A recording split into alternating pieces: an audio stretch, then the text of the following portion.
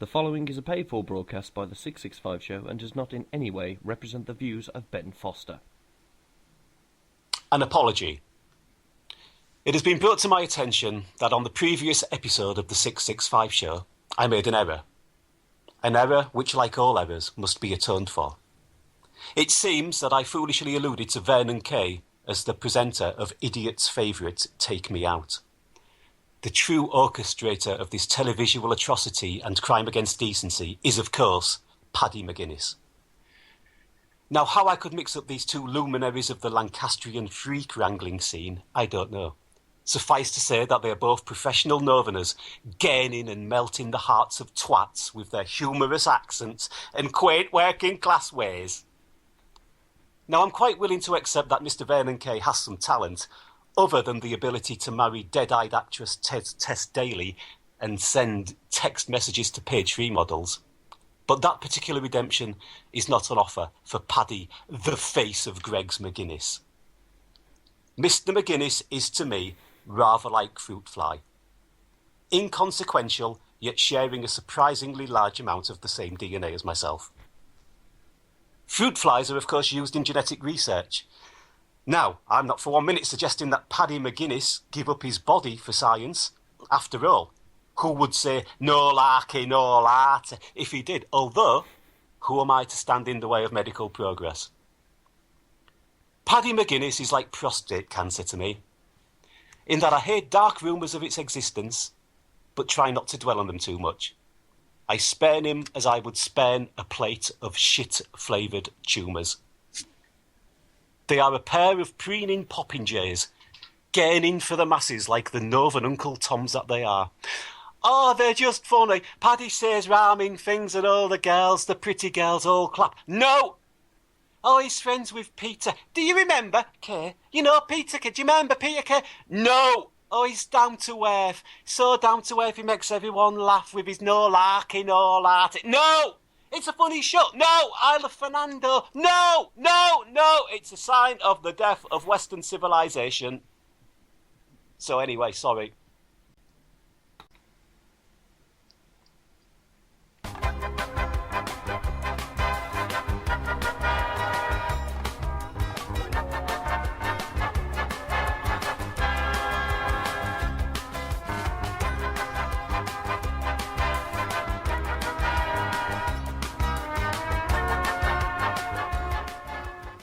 Hello everyone and welcome to the 665 Show. My name is Keith. Hello. His name is Mark. Say hello, Mark.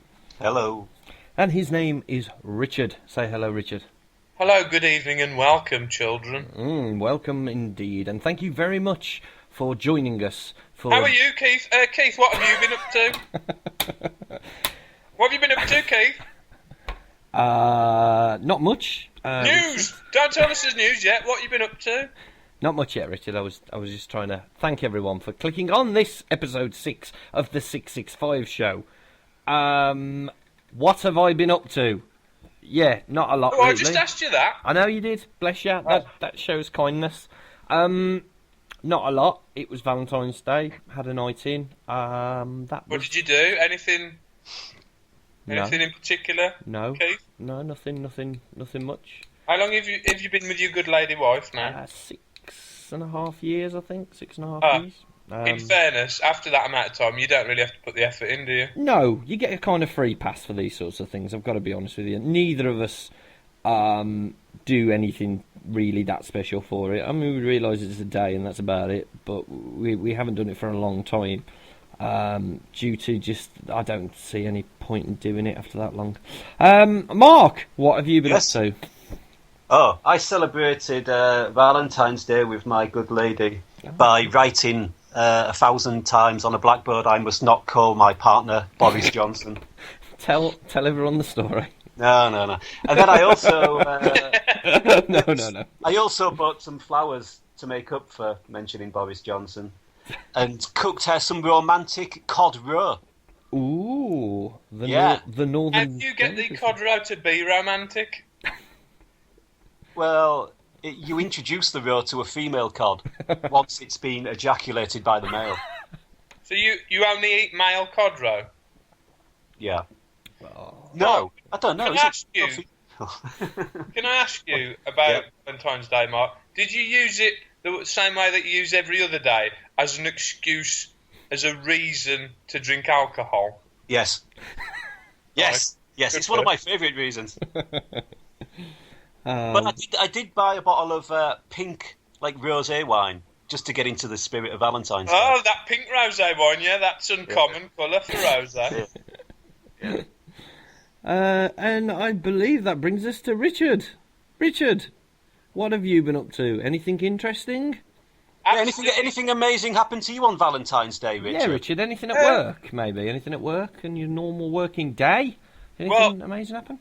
As you well know, lads, Valentine's Day, let's be honest, it's for women, it's not for men, is it? It is. It's for women and Hallmark. So, basically, you normally get a load of flowers for the women, don't you? What's this? Oh, it's a bunch of flowers. Who are they for? One of the women. And then 10 minutes later, and then it's like Groundhog Day. Yeah. You know it. Yeah. But blokes never get any presents, do they? No, never. That would not proper blokes. Because no woman would send them. Yeah, because proper blokes would find that embarrassing. Yeah, well, that's it. Yeah. So go on, Richard. Did anything happen to you? I don't know quite what you're on about, gentlemen. I suppose what we're trying to ask, Richard, is... Bright eyes, burning like fire. Okay, right, let me explain. At least I can get ownership then. Go on. So basically, I'm sitting there at my desk, minding my own business. Mm-hmm. Some flowers come in, minding my own business, and then all of a sudden, this box gets handed to me. In the corner of my eye, I see this gold box. I'm like, I do a double take. It can't be for me. And then all of a sudden, I realised it was for me when there were about 30 cut-out pictures of bunny rabbits on the box. So I open the box, and there's a robotic rabbit with some hay, a half-eaten carrot, and then a couple of Valentine's Day cards in there as well. So what happened was because there's a lot of women in our office, that I felt like the women were the tide and this box was the moon. Because as soon as I hid it, they all converged round me, and then I had to open it up.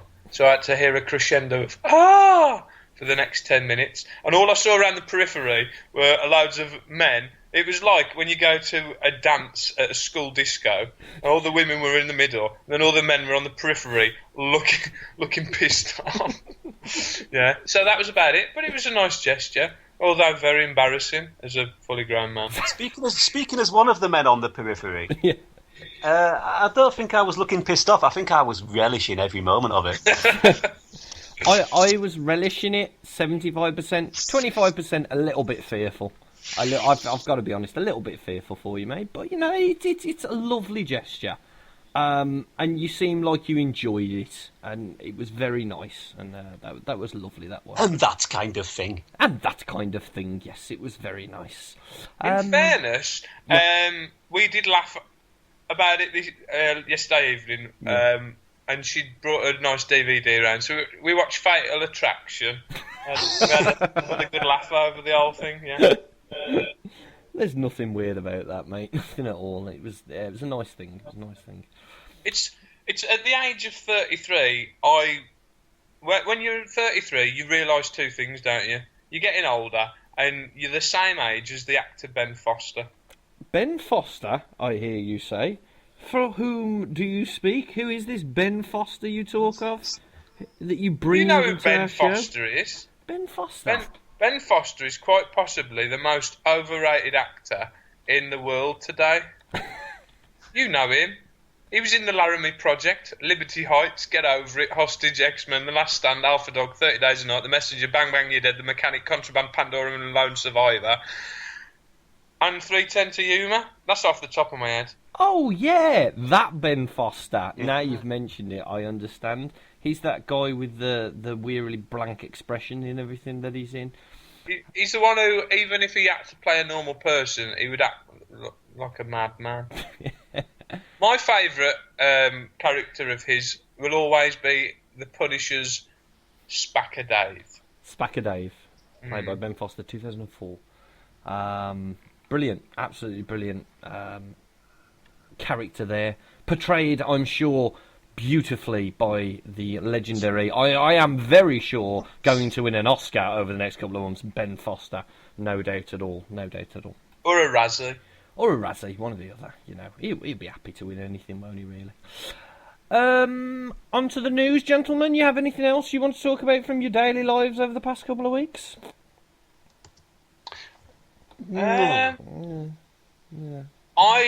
think I'm getting quite old, gentlemen, because what I did the other day, on my own volition, I might add, is I decided to buy 2 test paint pots, and then I've got 2 different shades of grey sitting on my walls.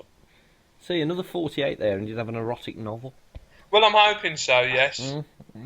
But, yeah, grey seems an odd colour, but I've got a feeling it's going to look alright. But it won't yet, because I haven't got the right shade. What shades have you got of grey? One's called Pebble Bollocks, and the other one's called Slate on the Face or something. I don't know. They give Battleship Steel. Yeah. Pebble Bollocks being my favourite of all shades of grey, to be honest with you. If I was going to go for one, it would be Pebble Bollocks. Yeah. Concrete Allure. Do you know the Eskimos have got, how many is it? Something like 50 or 60. No, it's at least 2. Yeah. They have about 50 or 60 different words to describe snow. People in Hull have got 50 or 60 words to describe grey. Go on then. Go on, put your money where your mouth is. Or is it just a gag you've just made up there? Yeah, it was just a gag. It was a mere contrivance. What do you think? You're on some sort of comedy programme or something? Okay, on with... Very much so. On with the news. Congratulations, first of all, for Lizzie Yarnold, who won the nation's first Sochi gold medal in the skeleton event. Well done, Lizzie. She won that yesterday, Friday, the 14th of Feb. Have any of you gents watched the skeleton race in particular in the Sochi? Are you aware of what this is? Yes. I've not watched it this year, but I am aware of the skeleton. It's one of my favourite winter sports in the fact that you take what appears to be a baking tray with a handle on it, run as fast as possible, and just basically jump on said baking tray, and just go around a big fucking circle with lots of sides very fastly. Did I tell you good. I got to watch Lizzie Yarnold about a year ago train for the skeleton. Oh, really? No. Yeah, but it was really hard to get to it because basically you go down a dark street, you get to a dark yard. Through the dark yard, you go through a dark door. Through the dark door, you go through a dark corridor. Through the dark corridor, you come to a dark room, and inside there, that's where the skeleton is. And she goes really fast. She uses gravity a lot. Faster than anyone else, apparently. Apparently, she's quite fast. No, not a peregrine falcon. Have you seen a peregrine falcon on a skeleton board? Don't be saft. I'm not on about it on a skeleton. So you were I've seen a raven on someone's shoulder. Does that count? No, not at all. Okay. I've seen Dave Lee Travis go down on me. Does that count? Oh, hey. Hey, oi, listen, Dave Lee Travis. What I like to do is when he's going down on me, I turn the dimmer down and I pretend he's that bloke from the 70s who does really good oil paintings. Remember it? Yeah, he's got the same hair. That's a mistake. We'll just make that into a bush. That's a good point. That leads us on to other news. But before we leave the Sochi Olympics, I know, Mark, you want to talk about them a little bit later. But another piece of news that I overheard in the radio, there was a bobsleigh accident. I don't know why, but I seem to just wait for these news stories to come out. There's a guy cleaning the track. Oh, hey. Unknowing. Down comes the Jamaican bobsleigh team. They weren't the Jamaican bobsleigh team. I'm using it as a cool Ranger reference. Broke both his legs. Now, am I wrong in considering that's pretty lucky? Because I thought a bobsleigh going at full speed, that'd take your fucking legs off, wouldn't it? Keith, I think you're getting the term break a leg. You've got it all wrong here, Keith. No, there's nothing lucky about breaking both your legs. Oh, double the luck. It's not double luck. Yeah. Yeah, but Is that why you take so much money out with illegal loan sharks? You're just hoping that you'll get a run of good luck if you don't pay. I was surprised. I thought, a bobsleigh coming at you full blast. I thought that would probably Do a bit just more damage. Yeah. tear your legs off more than just break I've never experienced such a thing, but I'm guessing that should I ever be hit by a bobsleigh, my first thought won't be, well, that's lucky. To be honest. Yeah. That's the difference between people from up north and people from the Midlands. We would consider it lucky. You'd gurn at it, wouldn't you? You'd be unhappy. Oh, 2 broken legs, not too bad. Dave Lee Travis has been found not guilty. You happy-go-lucky Midlanders. That's what you're known for. Dave Lee Travis, you mentioned, Richard, has been found not guilty of, I don't know how many counts of indecent assault. I'm happy about that because I quite like Dave Lee Travis's beard. And I don't want him to go down as a pedophile. I want him to be forever known as a man whose hair and beard remains the same exact object on 1970s Top of the Pops. A man I aspire to have a beard like. Any thoughts on Dave Lee Travis, lads? Apart from Richard's, obviously, him going down on you. The thing about Dave Lee Travis is he's an anachronism, isn't he? He's basically atavistic, isn't he? He's like of the 70s. Yes. Very so I mean, you get a lot of women actually talking about this, going, "How can they find someone guilty after all this time?" So if women are thinking that, you've got to think, well, if half the jury are women, no. Do you know what? You'd imagine that women would be more inclined to find him guilty. Yeah. Although it shouldn't matter. No, but you'd think that. How easy is it to prove? Yeah, I mean, without DNA evidence, the only thing that they had was he'd written something on the back of a Spangles wrapper, confessing to committing the crime. Did he pin it to a white dog poo? Because those don't exist either. No. He's just one of those, like you say, he's a complete anachronism, isn't he? Yeah. Like all those DJs are. Mike Reid. I've got a particular hatred for Mike Reid. Really? DJ Mike Reid. Yeah. Is that because he looks like someone's melded a human with a raven? No, that's Ronnie Wood, isn't it? Oh yes, sorry, you're right. No, it's because he wrote a musical, didn't he, on the life of Oscar Wilde? Yeah. And I think it holds the record for the shortest number of performances. Oh, dear. Because it failed so spectacularly and got panned really badly by the critics.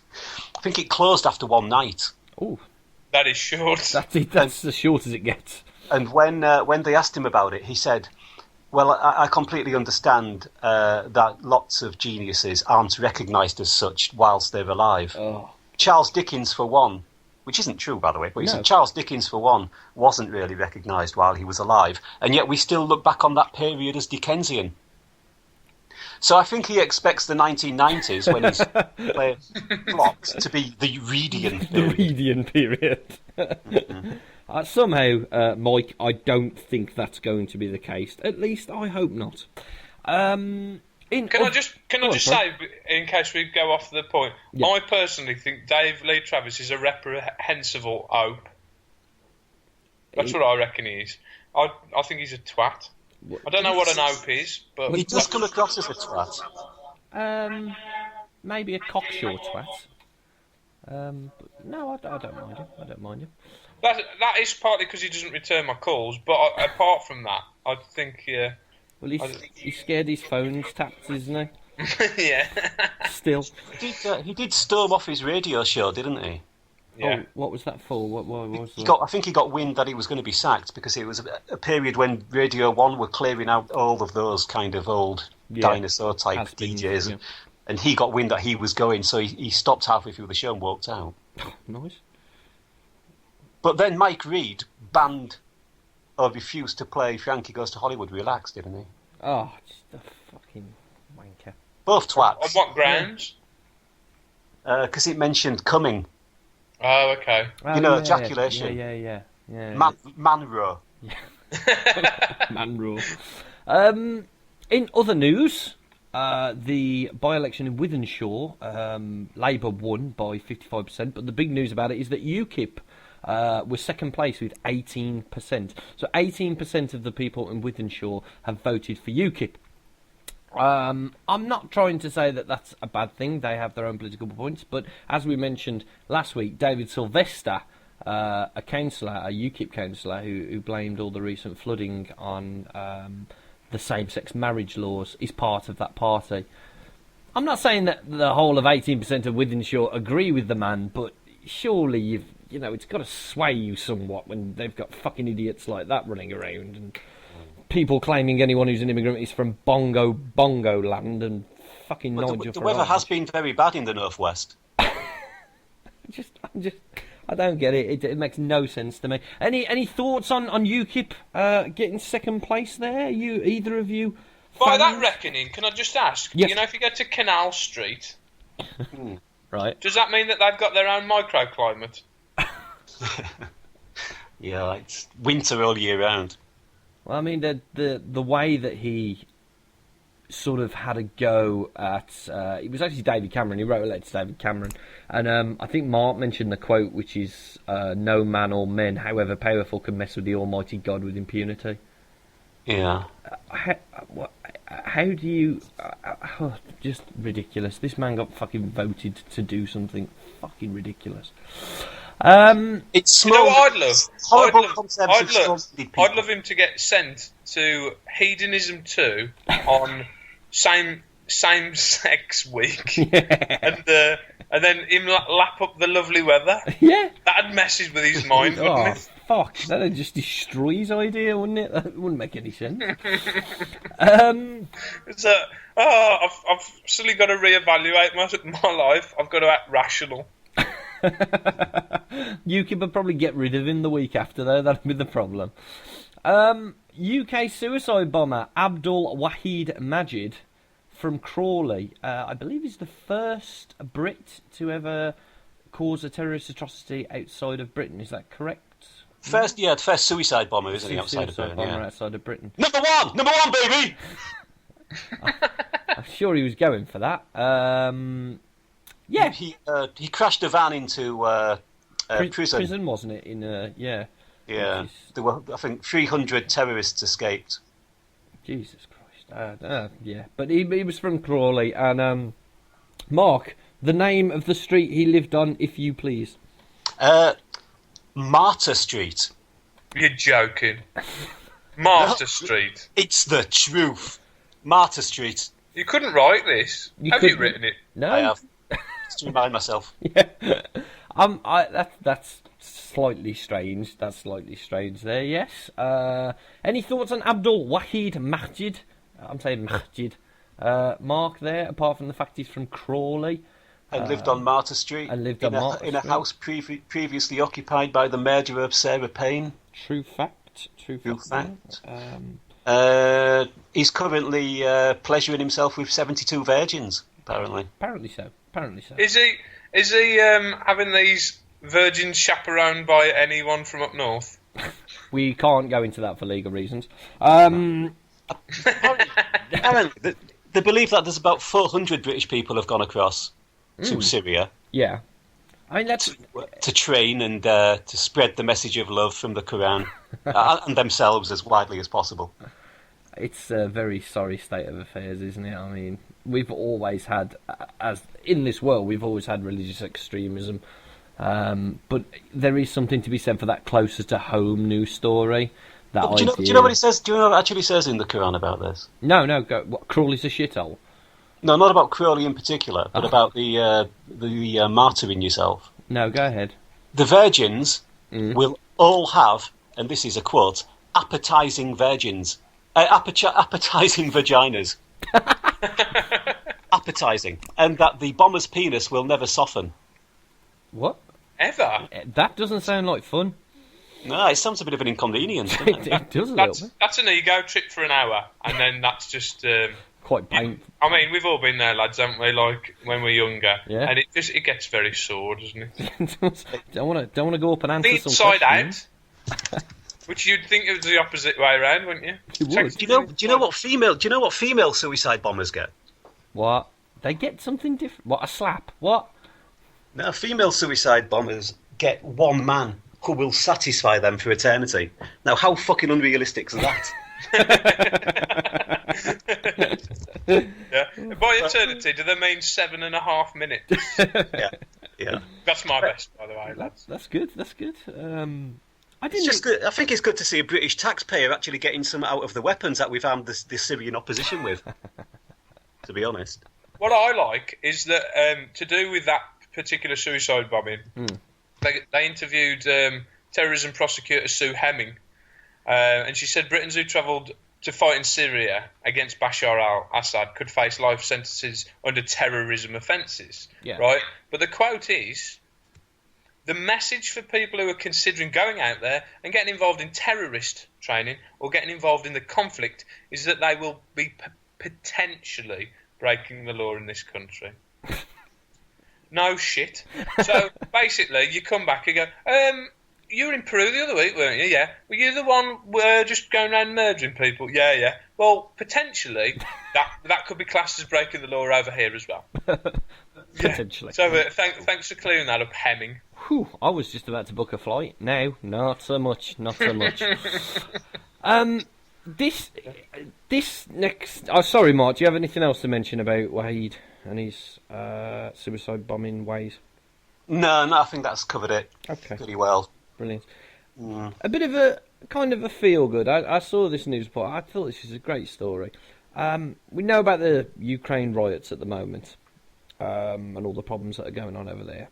An unnamed man the other day, as if we know, wheeled out a grand piano to the line of riot police and sat there and played Chopin in front of them as a way of peaceful demonstration.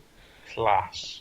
I think that's hear about that. That is the most brilliant sort of story I've heard from him. He's also left the piano there, and now other people and other pianists, famous pianists, are going up and playing in front of the riot police. Oh, please let Elton John go. But yeah, I think that's just a fucking brilliant story. He was an unnamed man. He was wearing a balaclava. The government have said that because he was wearing a balaclava, he could have been sort of a terrorist, or he could have been there to cause It was violence. Phone Jacker? It was Phone Jacker. That's brilliant. But no, I just thought that was a lovely story there that we should mention about the Ukrainian riots and just kind of stick it to the man. It was a real good thing. Didn't you have another lovely story about the Ukrainian riots last week? Alexander Klitschko. Was it Alexander Klitschko? The Somebody boxer? proposed something. Yes, fuck me. This is a really nice protest they've got going on over there, isn't it? Because two people wed. Not 2 weeks ago, two people wed on the front lines. That's how It's you. nice, isn't it? That's how you protest. It makes me want to play Through the Barricades by Spandau Ballet. That's lovely. That's lovely. Dressed as Dave Lee Travis. One of the Klitschko brothers, I didn't realise. I knew he was going for a political position over there. He was actually one of the leaders of the opposition. And I just thought that was cool. He went to go and visit a guy who had been dragged off the street and beaten up by the government, and he went to go visit him. I just thought that was a nice touch as well. It's very strange over there what's happening at the moment, and the way that they're using things like social media as well. Like the pianist guy, he was trending on Twitter and Facebook, and that's how come we know about it now. And I just think that's a cool way. That's a really nice thing.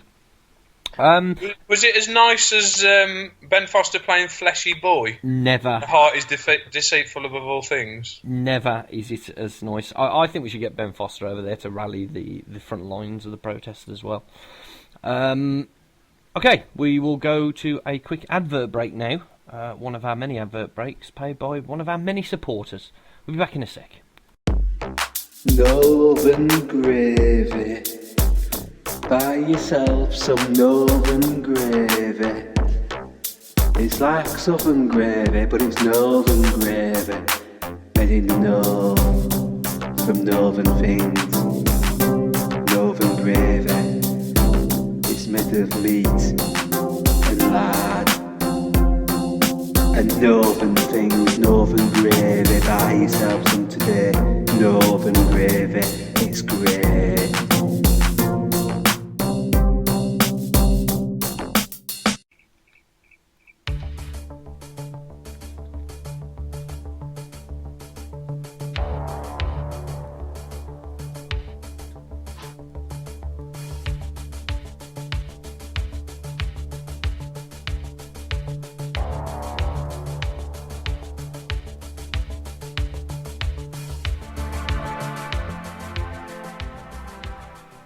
Hello, ladies and gentlemen, and welcome back to the 665 show.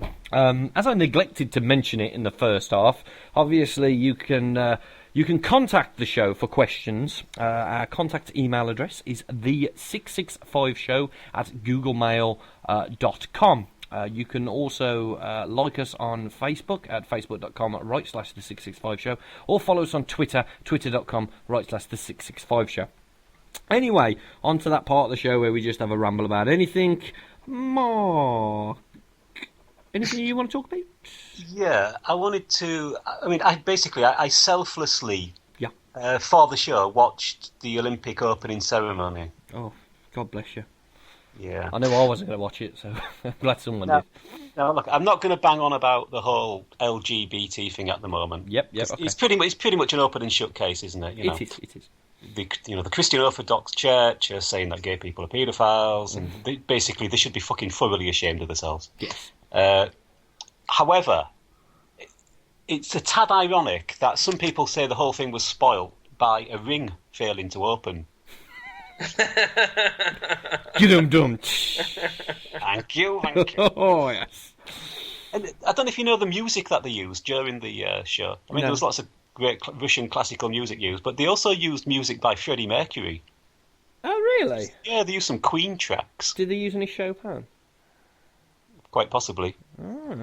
Yeah, and the towers, they have the towers of the Kremlin there, but in LED. Well, recreated and covered in LED. They're like fucking huge LED dildos they were on the and the competitors are sat watching in seats painted in the colours of the rainbow. Freddie Mercury's music got it's all slightly surreal and hypocritical. It is very strange that Yeah. even the Kremlin on a normal day looks like something from fucking Wizard of Oz, doesn't it? You know what I mean? It's not quite all there up with their beliefs. I mean, one of the other things I've heard is people criticising it because they never addressed Stalin. So they did this huge journey through Russian history, but Yeah. Lenin and Stalin were completely omitted in quite a Stalinist kind of rewriting of history kind of way, really. They just never made any reference to them, and people have criticised them for this.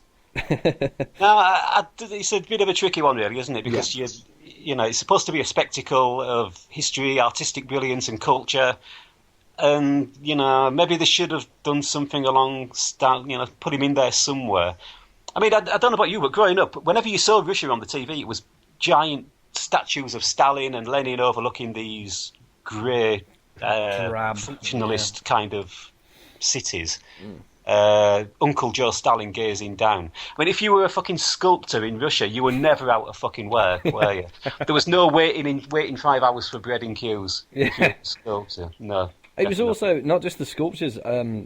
There's a great shot from Pripyat just outside of Chernobyl, and it has Lenin, and he's painted on the side of a huge block of flats, and it's the most scariest image now when you look at it and see that this whole deserted town, and you just see this remnant, this fossil, if you will, of that bygone era.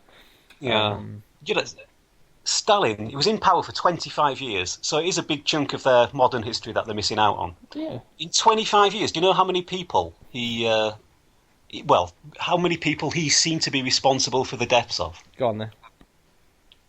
It's estimated at between 20 and 60 million of his own people. Fuck yeah. No. It depends if you count the people who died during the war or not. 20 to 60 million. Okay? Even Hitler only mentioned 17. I had to get a mention of Hitler in just for Simon Bennett. 7 million Ukrainians died in the 1930s, which, bringing it up to date with them protesting, not wanting anything to do with Russia, you can sort of see why. Yeah, it's not a fucking surprise. Stalin basically put the grain quotas up that the farmers had to produce, and 7 million people died as a result of it. He killed so many men in his time in charge that the gender ratio in the Soviet Union changed from 51 to 49, women to men, to 68 to 32. So if you wanted to meet a woman, Russia was the place to go. Yeah. But only once Stalin had died. Otherwise, Obvious. you running the risk of being seen as a spy and killed. So if you take the middle figure of about 40 million deaths in 25 years, that's 1.6 million a year, or 4,383 a day. Well, you've got to say one thing, haven't you? He always hit his KPIs. Oh, definitely. He was an overachiever. Now, the Olympic ceremony took 3 hours 45 minutes, in which time 685 people would have died at the hands of Stalin. That's a dark factoid. And yet they never did anything to commemorate this in the ceremony. Now, I'm not saying that they should have set the pages to music or interpreted the 5-year plan through modern dance and mime, but a little respect might have been nice, maybe. Well, did they mention Chernobyl? No, I don't think they did, no. Yeah. I mean, having said that, when we had our opening ceremony... We didn't, yeah. Danny Boyle never commissioned prostitutes to be chased around the Olympic track by hammers to remember the 1980s in Yorkshire, did he? I've just got that weird mental image and it's wonderful. But then, 20 to 60 million people forgotten just because it's an inconvenient truth. It's a bit hard to take, isn't it? Mm-hmm. The other thing, really, is I'd have been happy just seeing Putin wrestling a brown bear naked on top of a mountain of frozen ice. That's what I wanted to see. All Putin did was stand there and stare. I mean, he's a fucking brilliant starer, but, The only other highlight of it as well was the Austrian competitor who fell over during the ceremony. Always waiting for that. Was that Andreas Wank? It wasn't Andreas Wank, no, sadly. If you were a gay athlete during the ceremony, wouldn't you have started getting it on? Well, one of the movements, because obviously no one wants to boycott the Olympics from the LGBT movement in Russia because they think it will cause more violence. But they have said fly a rainbow flag or something like that if that can be seen during that time. And I'm sure there was, a dude with an AK-47 standing behind every single goddamn camera making sure that it was definitely not showing anything like that. I mean, I've got to be honest with you, that's the only reason I was watching that fucking thing. I was looking for some Olympic lesbianism. Yeah, just to stick it to him sort of thing. And but it's a very, very strange country at this moment in time. And I've seen quite a lot about it and what's happened in the anti-propaganda law. And I think, Mark, you've kind of hit the button on the head with it is an open and shut place. It's ridiculous. 75% of all Russians are Orthodox Christian. These sort of things happen. The government are using it as a deterrent to stop everyone highlighting all the serious problems in Russia's economy and the cuts and things like that by choosing a new enemy. And the enemy this time is homosexuality because the church agree with it. And you're right; they should be damn well ashamed of themselves. It's disgusting. But so should the Olympic Committee for even giving them the games. Yeah, this is the point.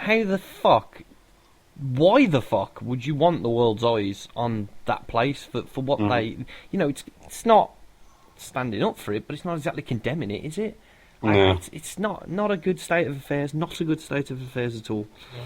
Richard... What I would say about it is, yes, really, to take the hard line and boycott it, that's probably the right thing to do. But on the other hand, the way I see it is, I think... for things to change in there, I think it needs a spotlight on it, and especially as Russia will be far more relaxed, shall we say, during the time of the Olympics, because they want to put on a good show. Yeah. I think that boycotting it wouldn't help, whereas I think the Olympics being in there would probably help it more. I mean, for an aggressive reason. Do you remember? You won't remember the boycott of the Moscow Games in 1980 when the Americans refused to send any athletes. I've read about it. I don't obviously remember it. I don't remember it because I was naught. That's right. But we ended up with Alan Wells winning the 100 metres. A white Scotsman was the 100-metre Olympic champion. It's fucking bizarre. But yeah, it's and I agree with what you're saying, Richard. It's good to put the spotlight on it. At the same time, there's a lot of people within Russia who are gay who think that once the cameras have gone, things will get worse. Well, they probably will, but what do you do? Yeah, Do I you, know.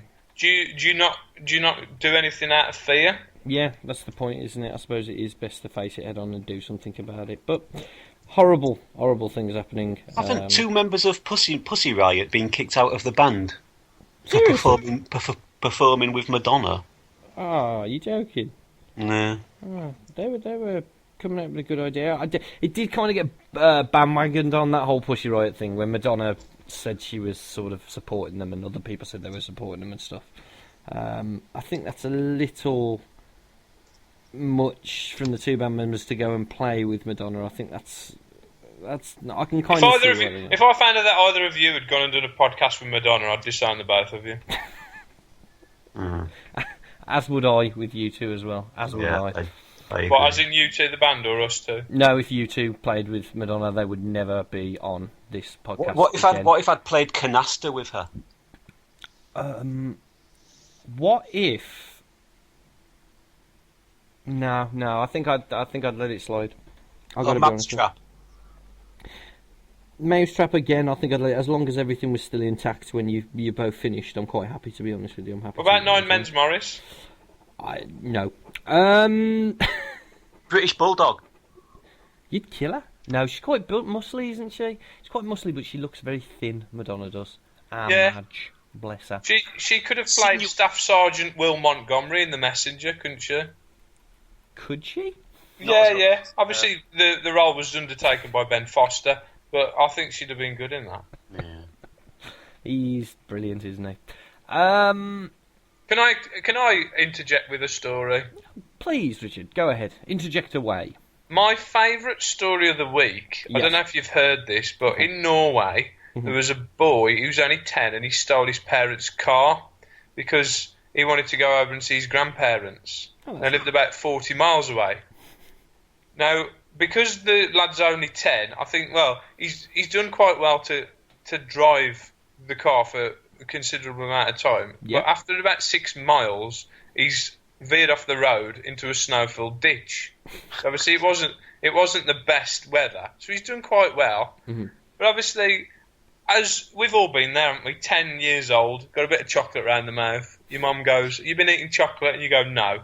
I'll think of a really good lie to get out of this, because this is how you get out of situations. You lie. This is what you think when you're a kid." Well, basically, he crashed the car. The police turned up, and when quizzed about his morning joyride, the boy told the snowplow driver that he was a dwarf and he'd forgotten his driving licence.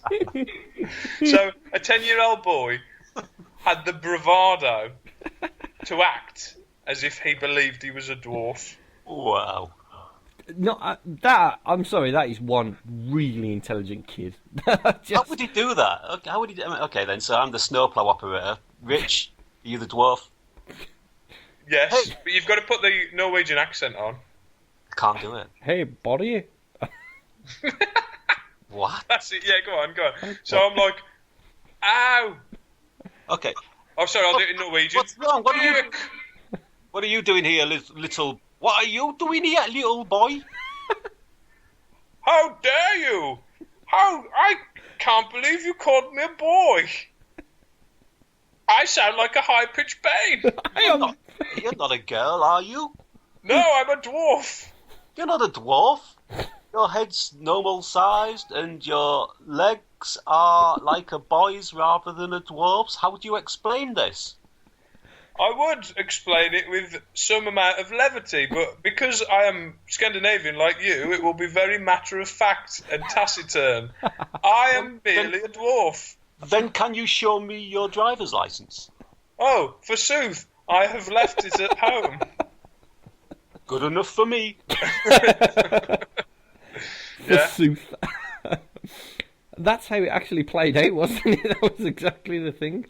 A very clever child there. You've got to give it to him. Not only having the I intelligence. just love the to fact sit that, a car. right, it's basically, shit, I've stolen a car, Yeah. an adult's here, you go like, fair cop, he's gone, oh, let's see if I can get through. Can you imagine, right, if the unwitting bloke went, okay, dwarf, yeah. And then about a week later, they found him, and he'd gone through with the story so much that he dropped him off to where the snow plough unit is, and he's had to get himself a job. Yeah.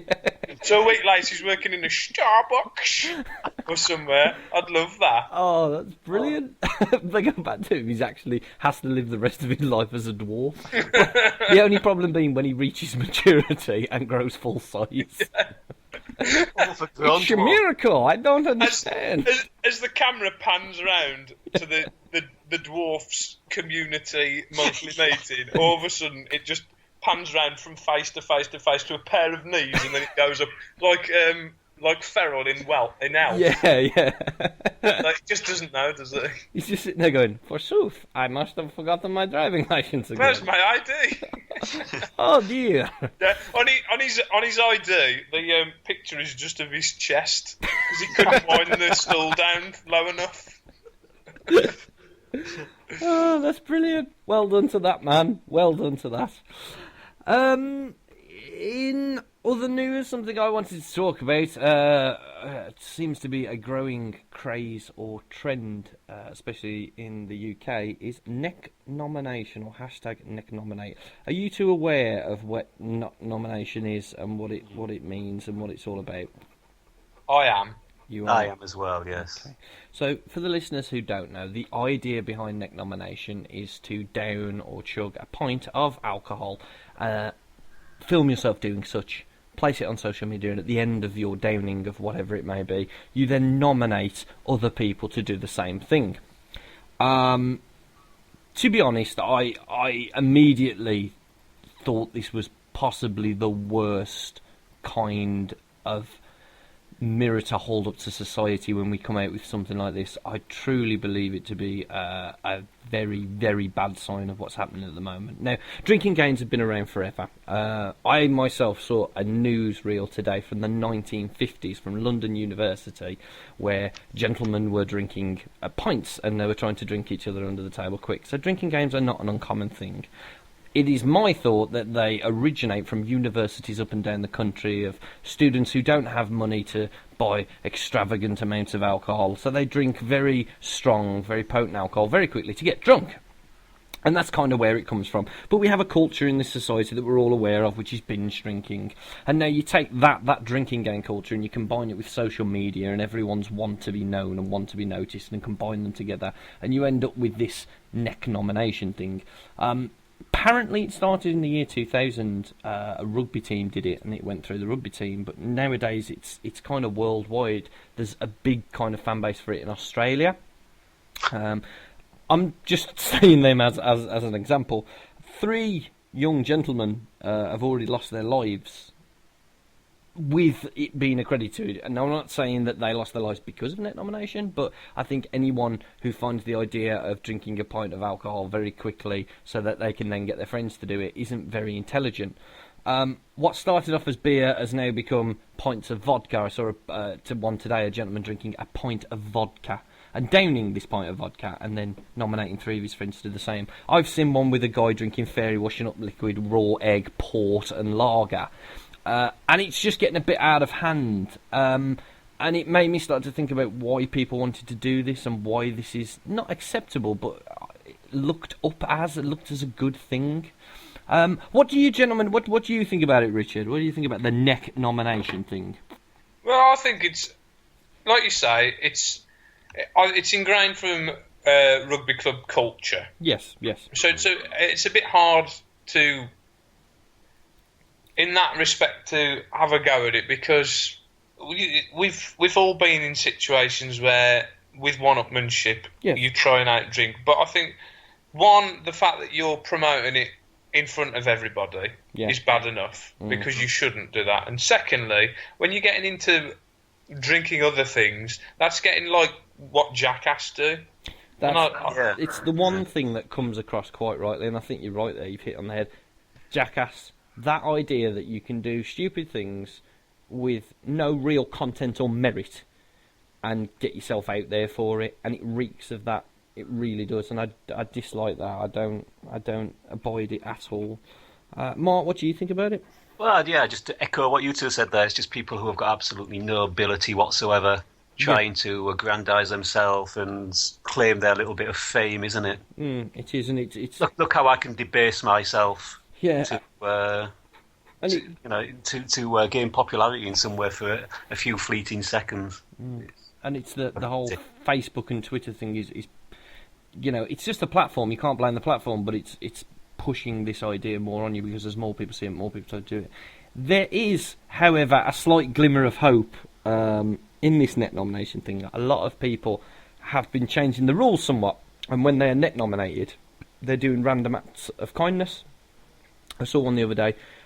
This guy was Nek-nominated by one of his mates, and he went out, and it was just for Valentine's Day, and he bought this old lady a bouquet of roses. And there was another one where this guy bought this kid a comic book from the shop or something like that. That I kind of don't have a problem with. And I fucking hate that even more. No, I want to watch people fucking dying. I want to watch people fucking poisoning themselves. Fucking random acts of kindness. Fuck off. I'll agree to a point. I don't really want to watch it, but if that's going to encourage some sort of nicety within society, I'm happy. Okay, but just don't fucking tell us about it. Yeah, I have to admit, I did a slight variation on the Nek-nomination thing. Oh, right, did you?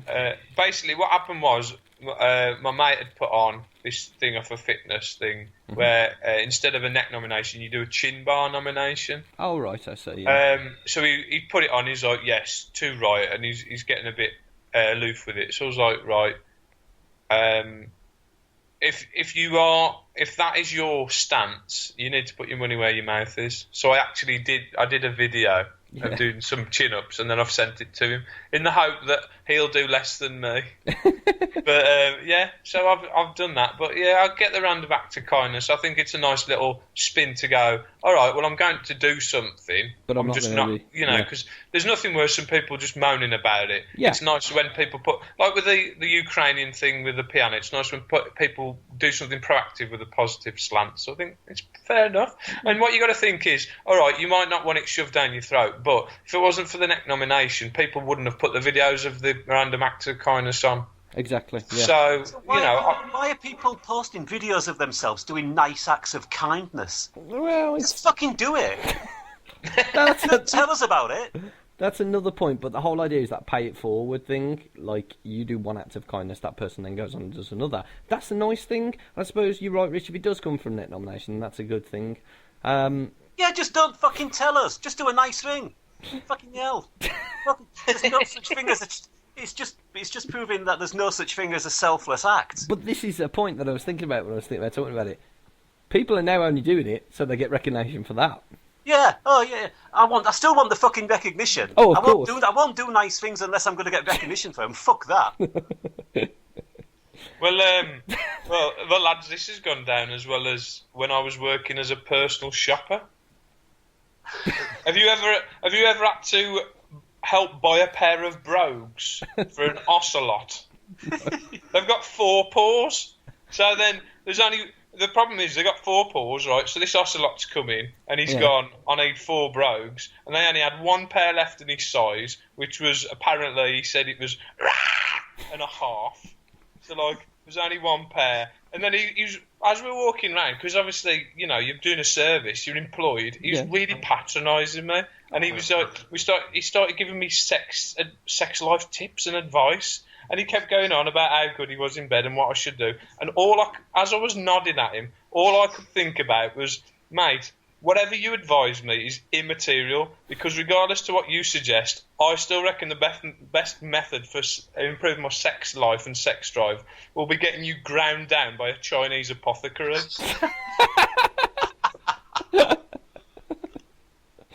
So, what you were getting at with that little bit there, Richard, was that, if I can just summarise, an ocelot at this point with no shoes, currently being... Yeah, because he had no shoes. Because that's what he come in for. What are you on, Keith? I don't know. And you were a personal shopper, and he went round and he tried to give you sex advice, but all you could think about was getting him ground into some form of ocelot powder that you could snort to increase your sex drive. It's basically, if you can think, right, if you were walking round Yep. with a cocaine plant, Yes. with coca leaves, and it was telling you what you should be eating an apple because the natural sugar would keep you more alert. What are you going to be thinking? It's a damn fine point, my friend. That is a damn fine point. As I mentioned not too long ago, you can contact the show at the665show at gmail.com. And would you believe it, one of our listeners has done just that. Oh, we've got the readers' wives' letters. Jesus Christ. Frenchman Simon Benny, or Simon Bennett, has sent in this message. Hello. You spoiled the illusion then. I'll start again. Hello, the 665. My question for the panel is as follows. Now, are we a panel? Yeah. No, it's not fucking question time. Well, it is question time, but it's not the programme question time, if you see what I mean. Okay. I'm a panel. No one's ever seen me. Explain to them what I look like. I'm an actual fence He's an post. actual fence panel, yeah. Anyway, what is your favourite type of root? And then he says, beetroot, square root, or root canal treatment. Thanks, I look forward to your answers. Regards. Thank you very much for the question, Simon. What was the list again? So, beetroot, Yeah. square root, or root canal treatment. It's a tough one. It's a tough one. Mark, I'm going to hand over to you. Beetroot, square root, or root canal treatment? I do enjoy a beetroot, Okay. but I also know that they have age-defying properties, which is obviously very important to a man of my age. Okay. But I think I'd go square root. Yeah, it's a good one. Mathematics is beautiful, isn't it? Yeah, suppose if you're into that sort of thing, maybe. You're not going to go for the root canal treatment, no? Oh, no. Richard, which is it for you? The beet, the square, or the root canal? I would say it would probably be root canal. Okay. That's my favourite one, okay. yeah. And what would be the reason for that? I'm a massive fan of Little Shop of Horrors. Okay. That's basically it, That's yeah. it. Although, I do like Root, the data analysis tool. See, now this is my point. He says, what is your favourite type of root? And then demands that we answer one of his three answers. You Yeah, know, Bennett, you square. But he really loves all three of those things and can't choose comprehend anybody liking another kind of fruit as much as those. My favourite kind of root is ginger. Oh, is that a Simon Bennett thing? See what you did there. But out of the three, I'd probably say square root. Yeah, square root's a nice universal one. I tell Very you what cool. I do like about square root Yeah. is it looks like it's living in a bus stop. Living in a bus stop. Yeah, I see what you... Yeah, okay, yeah.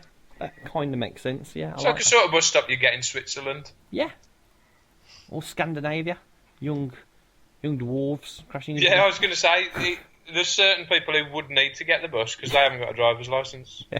Certain dwarves who do. I mean, if you were to open it up to include any kind of root, what would Yeah. you say then? What would you go for, Keith? Mine's ginger, definitely, no question at all. Definitely It's a ginger. How Fine about you, Rich? multi-tool. Well, it would either be the root, the object-oriented programming library developed by CERN that was originally designed for particle physics data analysis, Okay. or Levi. Root. Oh, yeah. Yeah, It's he's so good. nice, I had to name it twice. He was forced to double name it. Sons of bitches. Mark? I think I'd go for Yorkshire cricketer Joe Root. That's a good one. That one is. Sure, Simon would appreciate that one. Yeah, Simon would. Being a cricket fan. Well, we all thank Simon for his question there. Hopefully we've helped you with your root dilemma, Simon. Have we got any other? We question? don't. We don't at the moment. No, we don't. Because there's just too many to go through. No, we've only got one. Anyway, gentlemen, I think this should probably bring it to a close. What do you think? I think that's fair. I think we've righted the world's wrongs for yet another week. I believe Yeah. we have. I believe we have.